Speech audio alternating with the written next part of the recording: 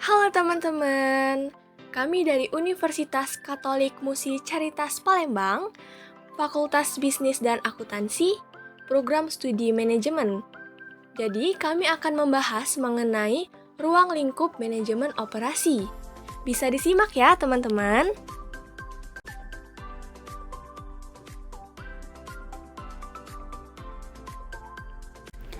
Pengertian manajemen produksi dan manajemen operasi. Produksi merupakan sebuah penciptaan barang dan jasa. Manajemen operasi adalah serangkaian aktivitas yang berhubungan dengan penciptaan barang dan jasa melalui proses transformasi dari input atau masukan ke output atau hasil. Sejarah perkembangan manajemen operasi. Manajemen operasi telah ada sejak orang memulai memproduksi barang dan jasa. Ada 6 aliran utama yang menyumbang terhadap perkembangan manajemen operasi. Yang pertama, pembagian kerja. Didasarkan pada spesialisasi tenaga kerja pada suatu tugas tunggal dapat diselesaikan produktivitas dan efisiensi lebih besar daripada penugasan seorang karyawan. Yang kedua, revolusi industri. Pada pokoknya, penggantian tenaga manusia dengan tenaga mesin. Yang ketiga, manajemen ilmiah, yang bertujuan untuk menemukan metode kerja terbaik melalui pendekatan ilmiah yaitu observasi, seleksi ilmiah untuk karyawan, latihan dan pengembangan, dan kerjasama yang baik antara manajemen dan tenaga kerja. Keempat, hubungan manusiawi. Pendekatan ini menekankan pentingnya motivasi dan unsur manusia dalam desain kerja. Yang kelima, model-model keputusan kuantitatif, bertujuan menemukan nilai-nilai optimal atau memuaskan berbagai variabel keputusan yang akan meningkatkan performance sistem dengan batasan yang ada. Keenam, komputer telah mengubah secara dramatik bidang manajemen operasi sejak diperkenalkan dalam bisnis tahun 1950-an. Warisan dari manajemen operasi. L. Whitney diakui sebagai orang yang pertama kali mempopulerkan suku cadang yang bisa saling ditukar yang dicapai melalui standarisasi dan pengawasan kualitas. Frederick Taylor dikenal sebagai bapak manajemen ilmiah, berkontribusi terhadap pemilihan karyawan, perencanaan, dan penentuan jadwal studi gerak, dan yang sekarang populer yakini bidang ergonomik. Taylor dan koleganya, Henry L. Gantt dan Frank William Gilbert, merupakan orang-orang yang pertama secara sistematis mencari cara terbaik dalam memproduksi.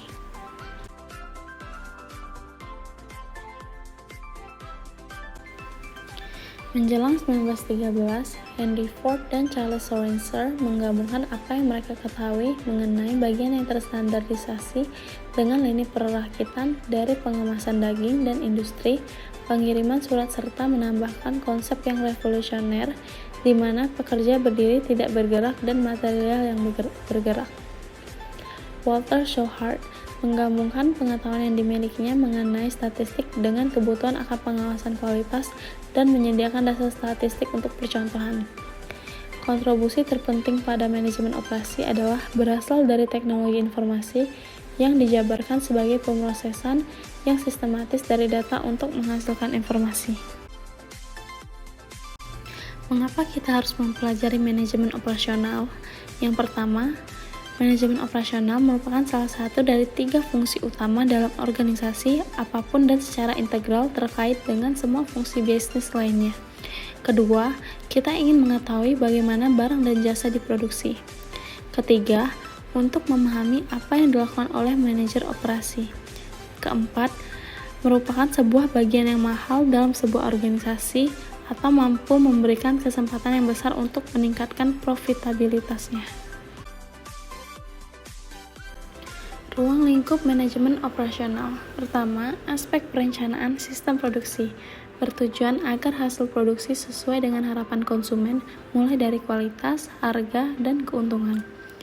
Kedua, aspek pengendalian produksi, aspek yang berhubungan dengan pengendalian rencana yang telah dibuat agar sesuai dengan tujuan yang telah ditetapkan.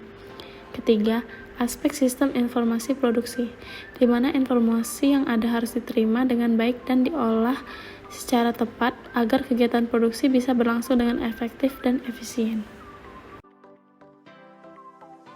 Yang keempat, aspek fungsional berkaitan dengan manajemen dan organisasi komponen struktural maupun interaksinya mulai dari perencanaan, penerapan, pengendalian, maupun perbaikan agar diperoleh kinerja umum. Kelima, aspek lingkungan berperan dalam memperhatikan cenderungan dan perkembangan yang terjadi pada suatu lingkungan. Operasi merupakan salah satu dari 3 fungsi yang dilakukan oleh setiap organisasi. Berikut fungsi pada pengorganisasian untuk menghasilkan barang dan jasa. Pertama, pemasaran untuk menghasilkan permintaan atau menerima pesanan. Kedua, produksi, itu menciptakan produk. Dan yang ketiga, finansial, melacak seberapa baik kinerja organisasi, pembayaran tagihan, dan pengumpulan uang. Selain ketiga fungsi tadi, dibutuhkan juga rantai pasokan. Rantai pasokan merupakan sebuah jaringan global dari organisasi dan aktivitas yang memasok perusahaan dengan barang dan jasa. Contohnya, dimulai dengan penyedia bahan dasar hingga pelanggan akhir di toko retail.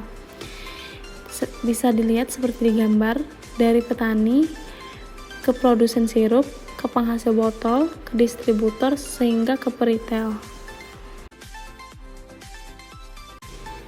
Peran manajemen operasional. Yang pertama, perencanaan. Mencakup semua kegiatan yang telah mulai menentukan barang atau jasa untuk menghasilkan perencanaan pemasaran produk. Yang kedua, pengorganisasian. Menentukan jumlah dan jenis sumber daya manusia yang diperlukan untuk melakukan semua kegiatan. Ketiga, penggerakan. Mencakup semua kegiatan untuk informasi tentang semua kegiatan yang dilakukan dalam kegiatan operasi dan produksi. Keempat, pengawasan mencakup semua kegiatan yang ditujukan untuk mengarahkan dan memastikan bahwa kegiatan yang telah dikerjakan berdasarkan perencanaan. Sistem ekonomi menambahkan nilai dengan mengubah masukan menjadi hasil. Dari masukan, buruh, modal, manajemen, melalui proses transformasi atau pengubahan, yaitu mengubah masukan menjadi hasil dengan peningkatan produktivitas 2,5% per tahun. Peningkatan produktivitas merupakan hasil dari sebuah gabungan antara modal, buruh, dan manajemen. Lalu menjadi hasil yaitu barang dan jasa. Sebuah feedback efektif yang mengevaluasi kinerja dan sebuah strategi atau standar. Hal itu juga mengevaluasi kepuasan pelanggan dan mengirimkan sinyal ke manajer yang mengendalikan masukan dan proses pengubahan. Selanjutnya, terdapat beberapa tahap dalam proses pembuatan keputusan manajemen operasi. Tahap tersebut terbagi menjadi 6. Yang pertama, merumuskan masalah. Yang kedua, mengembangkan alternatif untuk memecahkan masalah. Yang ketiga, evaluasi alternatif yang sudah dimiliki. Yang keempat, memiliki alternatif yang baik. Yang kelima, mengimplementasikan alternatif yang baik. Dan terakhir, evaluasi akhir implementasi. Namun, dari keenam tahap ini, jika terdapat kesalahan pada tahap yang ada, maka akan kembali pada tahap sebelumnya. Contohnya, pada tahap 3, yaitu evaluasi alternatif yang sudah dimiliki. Jika terdapat kesalahan pada tahap ketiga ini, maka akan kembali ke tahap sebelumnya, yaitu tahap kedua. Terdapat 10 pembuatan keputusan dalam manajemen operasional strategis. Yang pertama, desain barang dan jasa. Desain barang dan jasa ini menjelaskan apa saja yang dibutuhkan untuk melaksanakan suatu kegiatan operasi pada masing-masing keputusan. Yang kedua, pengelolaan kualitas, di mana pembuatan kebijakan dan prosedur untuk mencapai ekspektasi kualitas dari pelanggan seperti yang diinginkan. Yang ketiga, desain proses dan kapasitas. Penentuan seberapa baik barang ataupun jasa pada saat proses produksi dengan menggabungkan manajemen terhadap kualitas, sumber daya manusia, investasi atau modal, serta teknologi untuk menentukan biaya dasar perusahaan. Yang keempat, strategi lokasi. Maksudnya, strategi yang berhubungan dengan tempat yang memiliki kriteria seperti kedekatan dengan konsumen, bahan baku maupun pemasok. Yang kelima, strategi tata ruang. Strategi tata ruang ini memerlukan penyatuan kebutuhan kapasitas, tingkat personel, teknologi, serta kebutuhan persediaan untuk menentukan arus bahan baku, orang, serta informasi yang efisien. Yang keenam, SDM dan desain pekerjaan, di mana strategi yang melaksanakan perekrutan calon tenaga kerja, memberikan motivasi, dan mempertahankan mereka yang memiliki kemampuan yang dibutuhkan. Yang ketujuh, manajemen rantai pasokan. Manajemen rantai pasokan ini penentuan rantai pasok ke dalam manajemen perusahaan, termasuk ke dalam keputusan yang menentukan barang apa yang akan dibeli, dari siapa, serta syarat apa yang harus dibeli. Yang kedelapan, manajemen persediaan. Untuk mempertimbangkan keputusan pemesanan dan penyimpanan persediaan dan bagaimana mengoptimalisasi sebagai kepuasan pelanggan, kapabilitas pemasok, dan jadwal produksi dipertimbangkan. Yang kesembilan, penentuan jadwal, yang menjadi penentuan dalam penerapan jadwal jangka waktu menengah dan pendek, penggunaan tenaga kerja yang efektif, dan juga efisien untuk memenuhi permintaan konsumen. Yang terakhir atau yang ke-10 yaitu pemeliharaan, di mana pemeliharaan ini memerlukan keputusan yang mempertimbangkan kapasitas, fasilitas, permintaan produksi, dan juga kebutuhan personel untuk menjaga sebuah proses yang diandalkan dan stabil. Berikut kegiatan operasi untuk barang dan jasa yang bisa kita lihat dari bagaimana perbedaan karakteristik antara jasa dan juga barang. Untuk karakteristik jasa, itu sifatnya tidak berwujud atau tidak terlihat. Sebagai contoh, seperti menaiki sebuah maskapai penerbangan. Sedangkan karakteristik untuk barang, itu sifatnya berwujud atau dapat kita lihat secara langsung. Contohnya yaitu seperti kursi pesawat. Untuk karakteristik yang kedua, yaitu diproduksi dan dikonsumsi secara bersamaan, itu untuk karakteristik jasa. Sedangkan karakteristik barang, produk biasanya itu bisa disimpan dalam persediaan. Selanjutnya, karakteristik ketiga untuk jasa. Jasa ini sifatnya unik, sedangkan barang itu produknya serupa yang dihasilkan. Dan masih banyak beberapa karakteristik jasa dan barang yang bisa kita lihat. Baiklah, selanjutnya kita masuk ke materi pengukuran produktivitas. Pengukuran produktivitas ini terbagi menjadi dua. Yang pertama, produktivitas faktor tunggal, dan yang kedua, produktivitas multifaktor atau biasanya disebut dengan faktor total. Yang membedakan antara keduanya yaitu untuk produktivitas faktor tunggal, sama seperti namanya yaitu tunggal, yang berarti satu sumber masukan saja. Sedangkan untuk produktivitas multifaktor atau faktor total, yakni semua masukan. Jadi, rumus untuk produktivitas faktor tunggal yaitu unit yang dihasilkan dibagi dengan masukan yang digunakan. Sedangkan rumus untuk produktivitas multifaktor yaitu hasil dibagi dengan semua masukan. Contohnya seperti buruh, bahan, energi, modal, dan lain-lain.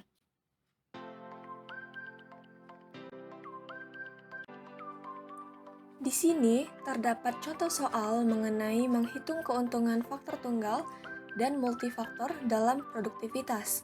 Dapat kita lihat dari soal itu Colin Tittle ingin untuk mengevaluasi produktivitas buruh dan multifaktornya dengan sebuah sistem pencarian judul yang terkomputerisasi.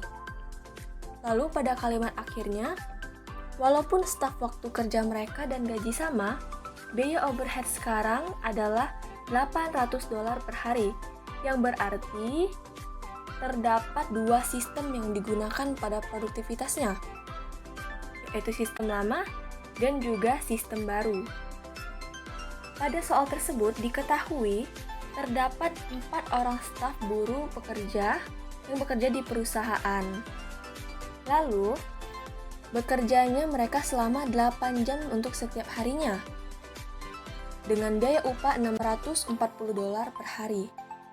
Untuk yang sistem lama, unit yang diproduksi berupa 8 judul, sedangkan biaya overhead-nya senilai $400. Sedangkan sistem baru mempunyai unit yang diproduksi senilai 14 judul, sedangkan biaya overhead-nya $800 per hari. Sehingga, untuk menyelesaikan soal tersebut, yang pertama, produktivitas buruh dengan sistem lama. Kita masukkan rumus tentang faktor tunggal, yaitu unit yang diproduksi dibagi dengan waktu buruh yang digunakan. Unit yang diproduksi pada sistem lama ini, yaitu 8 judul per harinya, dibagi dengan 32 waktu buruh. 32 ini kita dapatkan dari 4 orang staf yang bekerja itu dikalikan dengan 8 jam waktunya. Sehingga 4 dikali 8 hasilnya 32 waktu buruh.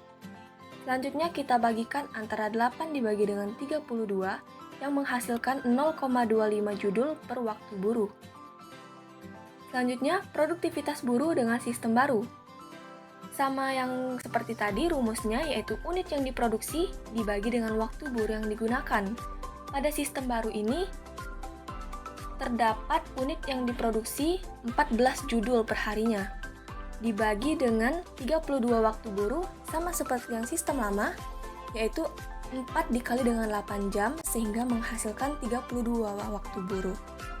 Selanjutnya, 14 itu dibagi dengan 32, yaitu hasilnya 0,4375 judul per waktu buruh. Lalu, produktivitas multifaktor dengan sistem lama.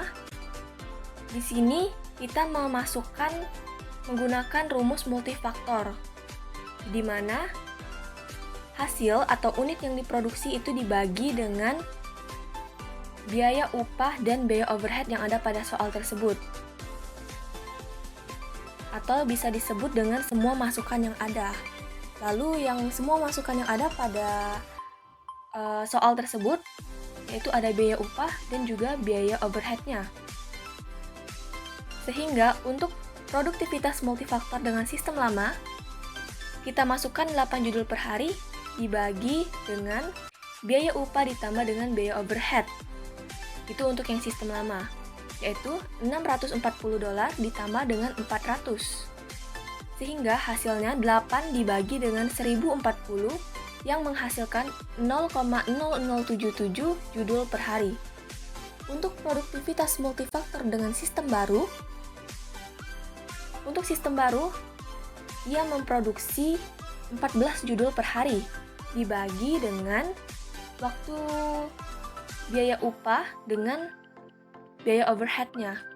Biaya upah yaitu $640 ditambah biaya overhead yang sekarang, yaitu 800, sehingga menghasilkan 0,0097 judul per hari. Selanjutnya,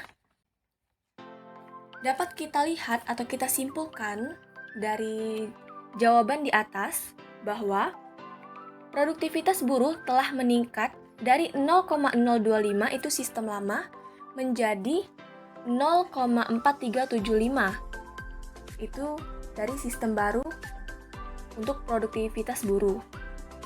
Perubahannya itu dapat kita lihat menggunakan rumusnya, yaitu untuk sistem baru dikurang dengan sistem lama dibagi dengan sistem lama.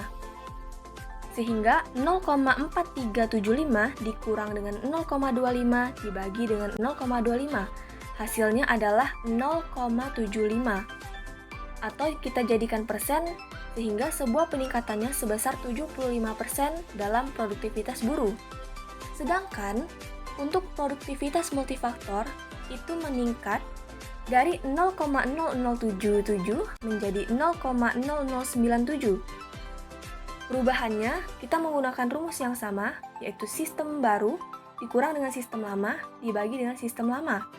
Sehingga 0,0097 dikurang dengan 0,0077 dibagi dengan 0,0077, sehingga menghasilkan 0,26. Untuk dijadikan persen, yaitu 26% peningkatan dalam produktivitas multifaktor.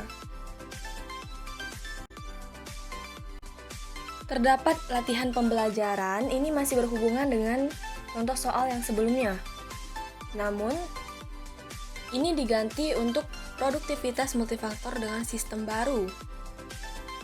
Soalnya, jika overhead berubah menjadi $960 ketimbang 800 atau bisa kita sebut sistem yang lama, berapakah produktivitas multifaktornya? Jadi tinggal kita masukkan saja rumusnya seperti yang tadi. Produktivitas multifaktor dengan sistem baru yaitu ada 14 judul per hari dibagi dengan 640. 640 tadi adalah biaya upahnya ditambah dengan 960. 960 ini ialah yang terbaru yang soalnya diganti menjadi 960 overheadnya. Sehingga hasil yang kita dapatkan dari 14 dibagi dengan 640 ditambah 960 menghasilkan 0,00875 judul per hari. Maka dapat kita lihat untuk produktivitas multifaktornya ini mengalami penurunan. Jadi tidak hanya mengalami peningkatan namun bisa juga mengalami penurunan. Dari yang sebelumnya 0,0097 lalu berubah turun menjadi 0,00875. Hal ini penurunan dikarenakan biaya overhead-nya itu yang lebih besar. Pada penyelesaian soal 1.1, dapat kita baca terlebih dahulu soalnya, lalu dapat kita ketahui untuk produktivitas buruh saat ini menghasilkan 240 kerat per 100 kayu. Satu kayunya itu menggunakan 3 jam waktu buruh. Sedangkan pembeli profesional ini menghasilkan 260 kerat per 100 kayu. Satu kayu yang digunakan itu 3 jam waktu buruh. Namun, untuk pembeli profesional ini memiliki jam kerja tambahan berupa 8 jam setiap harinya. Untuk menjawab soal tersebut, untuk yang A, produktivitas buruh saat ini itu kita menggunakan rumus produktivitas faktor tunggal. Sehingga rumusnya yaitu unit yang diproduksi dibagi dengan waktu buruh yang digunakan. Unit yang diproduksi pada produktivitas buruh saat ini yaitu 240 kerat. Dibagi dengan 100 kayu dikali dengan 3 jam. Untuk produktivitas saat ini. Sehingga hasilnya 240 itu dibagi dengan 300 yang menghasilkan 0,8 kerat per jam kerja. Untuk yang B, itu produktivitas buruh dengan pembeli profesional.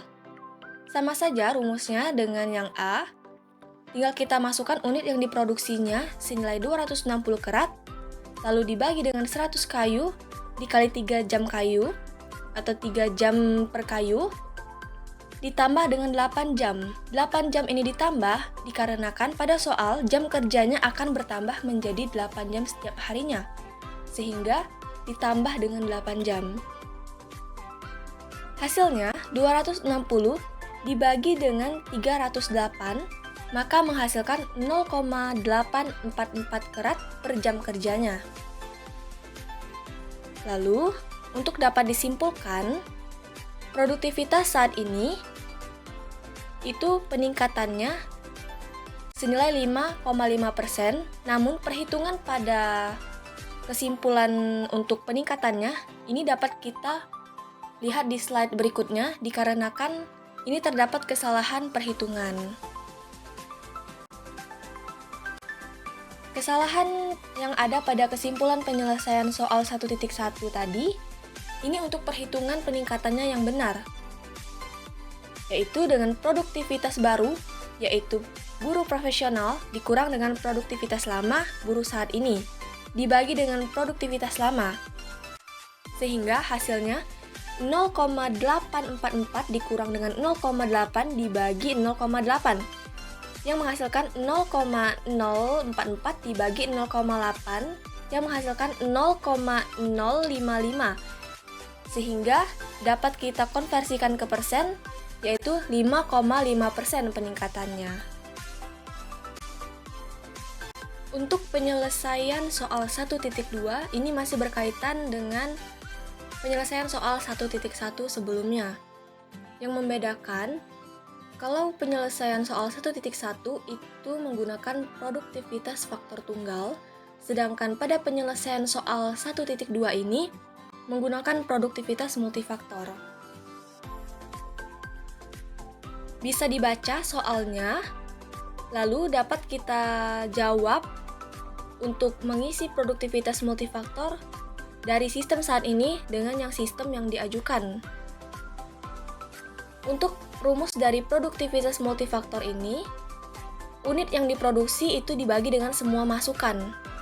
Bisa dibaca pada soal ini, semua masukan yang digunakan itu terdapat buruh, bahan baku, modal, energi, dan hasilnya berupa 4.500. 4.500 ini kita dapatkan dari 3.000, kita dapatkan dari 300 jam itu dikali dengan 10. Sehingga 3.000 ditambah 1.000 ditambah 350 ditambah 150, sehingga menghasilkan semua masukan senilai 4.500. Jadi unit yang diproduksi dibagi dengan semua masukan 240 kerat dibagi dengan 4.500 yang menghasilkan 0,0533 kerat per dolar. Pada contoh ini, hasilnya itu kurang 0, karena yang benar itu hasilnya adalah 0,0533 kerat per dolar. Itu untuk yang sistem saat ini. Sedangkan untuk sistem yang diajukan, yaitu ini 260 kerat, unit yang dihasilkan bisa kita lihat kembali dari penyelesaian soal 1.1 tadi. 260 kerat ini dibagi dengan 4.580, kita dapatkan dari semua masukan hasil tambahan dari 3.080 ditambah 1.000 ditambah 350 dan ditambah 150, yang hasilnya 4.580, yang menghasilkan 0,0568 kerat per dolar. Pada kesimpulan produktivitas ini, peningkatannya itu benar berupa 6,6%, namun perhitungannya juga salah. Maka dapat kita lihat pada slide selanjutnya. Kesalahan pada kesimpulan penyelesaian soal 1.2 tadi pada perhitungannya, sehingga peningkatan yang benar yaitu produktivitas baru berupa sistem yang diajukan dikurang dengan produktivitas lama, sistem saat ini dibagi dengan produktivitas lama. Sebenarnya hasil pada peningkatan untuk kesimpulan penyelesaian soal 1.2 itu benar 6,6%. Namun ini adalah perhitungannya yang benar. Jadi 0,0568 dikurang 0,0533 dibagi dengan 0,0533. Hasilnya 0,0035 dibagi dengan 0,0533. Menghasilkan 0,0656 yang dikonversikan menjadi persen, sehingga peningkatannya sebesar 6,6%. Jadi, dari beberapa contoh soal perhitungan sebelumnya, wawasan yang dapat kita ambil yaitu yang pertama, baik pengukuran produktivitas buruh atau faktor tunggal dan multifaktor menunjukkan sebuah peningkatan dalam produktivitas. Namun, pengukuran multifaktor memberikan sebuah gambaran yang lebih baik dari peningkatan karena menyertakan semua biaya yang terkait dengan peningkatan dalam hasil. Yang kedua, produktivitas multifaktor juga meningkat, itu dikarenakan didukung dengan peningkatan output lebih signifikan dibanding biaya overhead. Yang ketiga, namun produktivitasnya itu bisa saja turun. Turun ini dikarenakan BOP atau biaya overhead-nya naik lebih besar, sehingga output tidak bisa mengcover biaya overhead tersebut.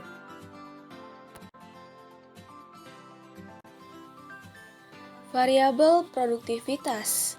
Peningkatan produktivitas bergantung pada 3 variabel produktivitas, yaitu ada buruh, modal, dan juga manajemen.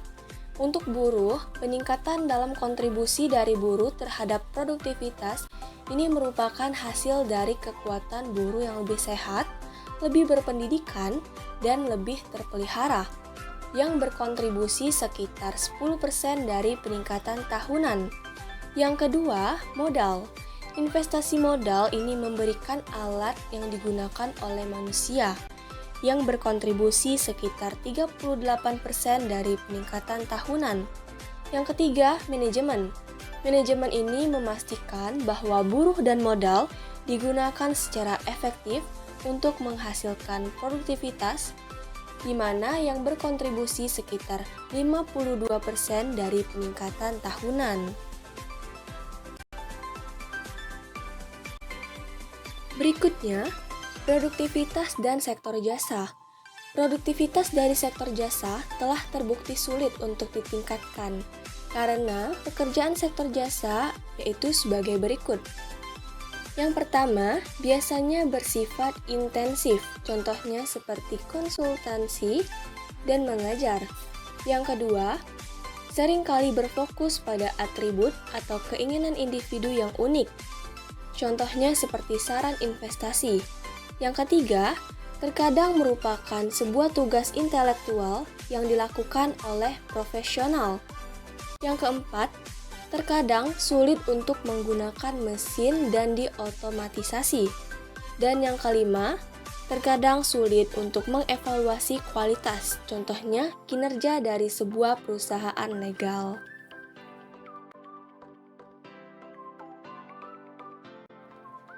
Terdapat tantangan baru dalam manajemen operasi, yaitu ada fokus global, keberlangsungan, pengembangan produk yang cepat, dan juga karyawan yang diberdayakan. Untuk fokus global, tantangannya terdapat pada penurunan yang cepat dalam biaya komunikasi dan juga transportasi telah memicu adanya pasar global. Yang kedua, keberlangsungan, di mana usaha manajer operasi yang terus-menerus untuk meningkatkan produktivitas berkaitan dengan pendesainan produk dan juga proses yang secara ekologi dapat dipertahankan.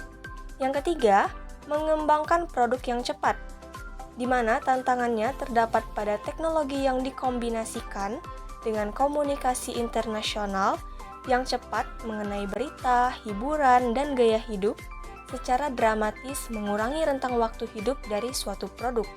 Dan yang terakhir, karyawan yang diberdayakan, di mana tantangannya terdapat pada pengetahuan dan tempat kerja yang lebih teknis telah dikombinasikan untuk memperoleh kompetensi yang lebih dalam tempat kerja.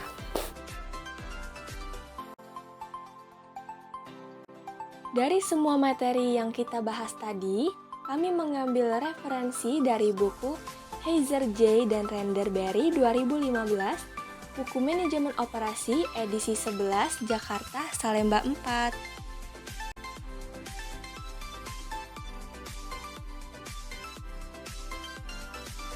Baiklah, sekian dari kami kelompok 1 Manajemen Operasi dengan dosen mata kuliah yaitu Ibu Francisca Sujono SEMSC dan kami anggota kelompok Alika Lesmana dan juga Vanessa Chandra. Baiklah, kami mohon maaf jika terdapat kesalahan dalam pengucapan kata maupun materi yang kami sampaikan. Semoga materi yang kami sampaikan ini bisa bermanfaat untuk kita semua. Sekian dari kami, terima kasih.